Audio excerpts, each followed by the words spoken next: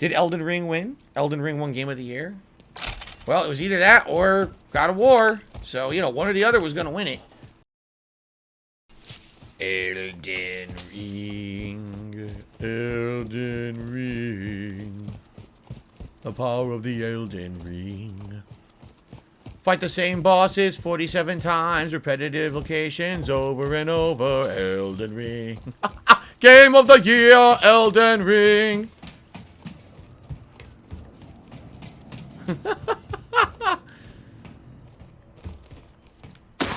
I hate to say it, but like neither game, like it was either going to be Elden Ring or God of War Ragnarok, and not to say that either game is bad because they're not, but man, did it not really.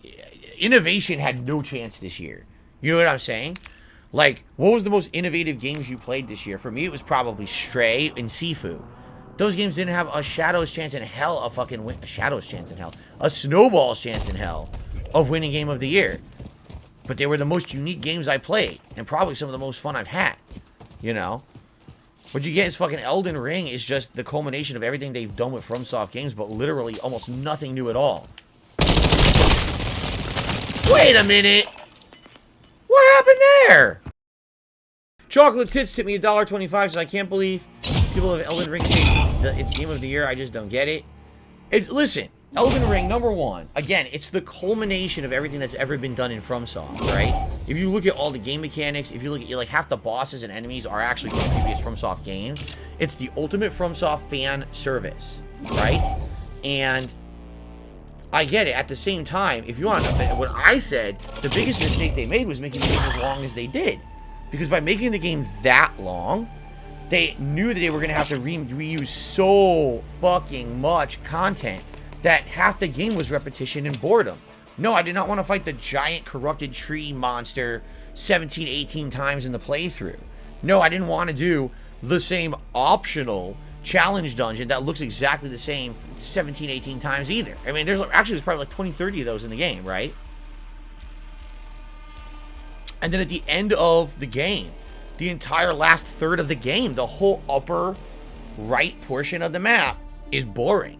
There's not much going on. It's super uninspired, to say the least. Oh, like, oh, another fucking dragon. Big deal, right? It's not until that final floating island area, that's unique, and the secret areas, like Moog's Underground Palace. That stuff's kind of unique and cool. But it's sad that the game was so lengthy that it kind of lost a lot of its charm. Like, at first, the game's very charming and interesting. But once you realize that it's the same shit the entire game, it's like, oh my god, like, geez, dude, they fucking made it way too long. So, if anything, it's kind of a victim of having too much content and reusing too much. If it had more original content, but was shorter. Like, Elden Ring is 80 hours long. Just being honest, it is, okay? If you rush through the story, you could probably beat it in 20 to 30 hours, right? If the game was 40 hours long, but had a 20 to 30 hour absolutely amazing, no assets reused, kick-ass story campaign, and then 10 hours of side content, that would have been way better than an 80-hour game with 40 hours of reused side content. You know what I mean? But the game direction just wasn't that good, in my opinion. I think like they kind of overstepped what they were trying to do. So that's my opinion. You could disagree. So by the way, so I mean, like, Elden Ring, is it a good game? Absolutely. Is it probably one of the best values of gaming in the last many years? Yes. But was it innovative? No. I wouldn't say it was innovative at all. What was the one thing really they added? The horse. You had platforming, parkour, and climbing from Sekiro. All the combat was taken from Dark Souls, Sekiro, right?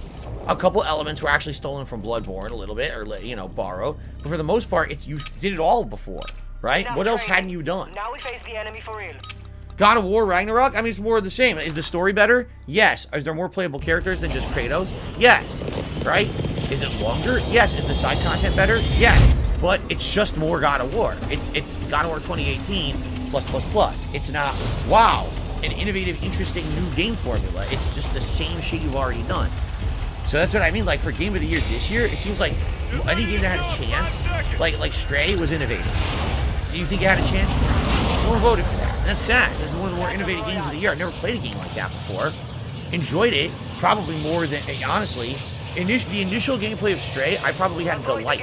You know, I was delighted by how good it was. When I start playing God of War, I'm like, this is pretty good. And the whole game, I get that, and this is pretty good, right? Same thing, Elden Ring. This is pretty good. Maybe a few moments of shock and delight. Some pretty cool bosses. But for the most part, you get bored and it feels grindy by the end. But Stray, the whole game I felt delighted. I was like, wow, this is so unique. It's cute. It's interesting. It's different, right?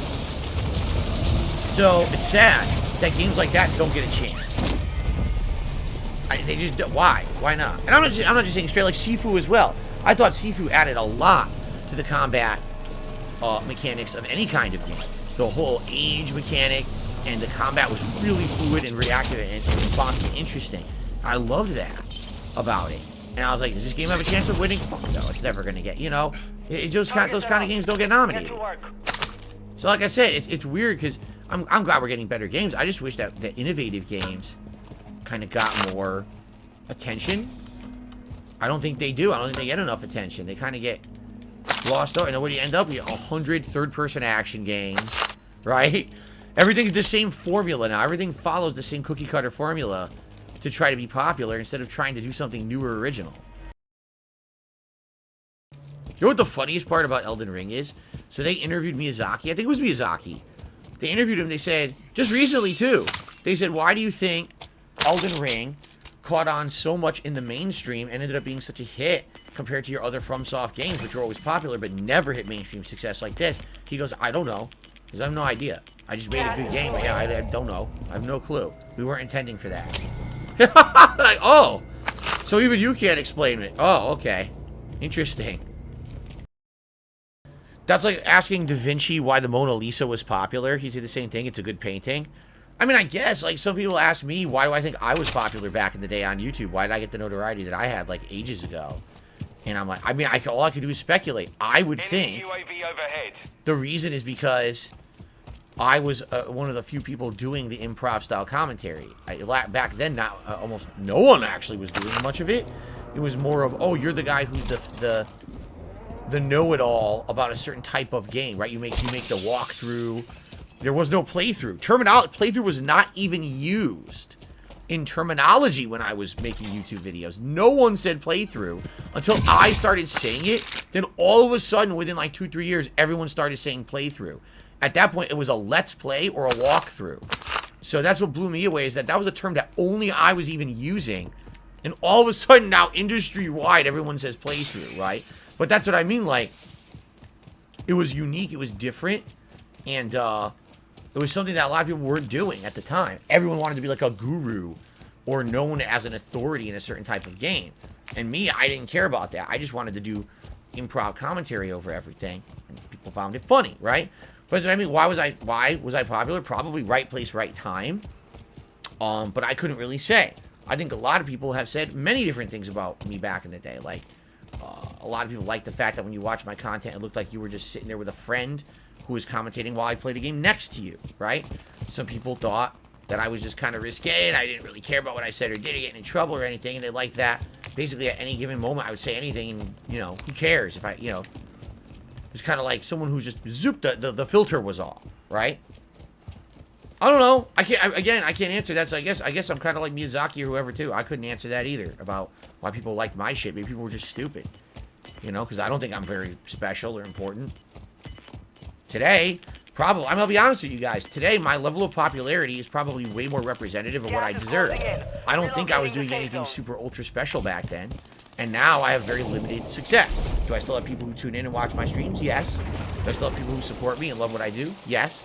Is it anywhere near the popularity I used to have? No. So maybe today is what I really is leveled out, and I've plateaued, and this is where I deserve this level of popularity, you know?